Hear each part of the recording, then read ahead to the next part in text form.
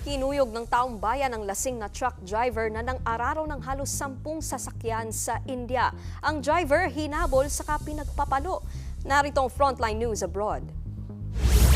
Masdan ng puting kotse na yan na dahan-dahang lumiliko sa Pune City, India. Maya-maya biglayang sinalpok ng humaharurot na container truck. Halos tumilapon ang kotse pero ang truck mabilisan ding sumibat.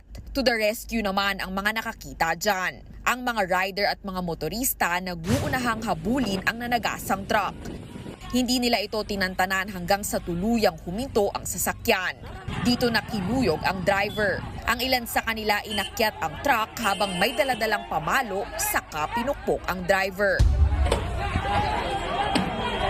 Base sa investigasyon, nasa 10 sasakyan ang unang inararo ng truck kung saan 2 babae raw ang nasaktan. Napatunayan din na lasing ang driver. Nakakulong na siya. Sa Thailand naman, hindi lang isa, kundi 3 naglalakihang sawa ang nakuha sa drain ng isang Buddhist temple.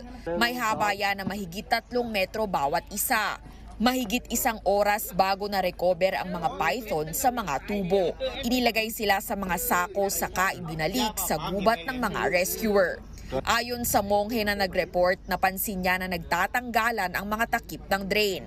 Nang silipin niya ito, dito na raw bumungad ang dambuhalang sawa. Agad siyang tumawag sa mga otoridad pero habang inaalis ito, nadiskubring 3 pala ang sawa. Nagbabalita mula sa Frontline, Caricator, News 5. Mga kapatid, Nikki de Guzman po. Iba na ang may alam at may pakialam sa panahon ngayon.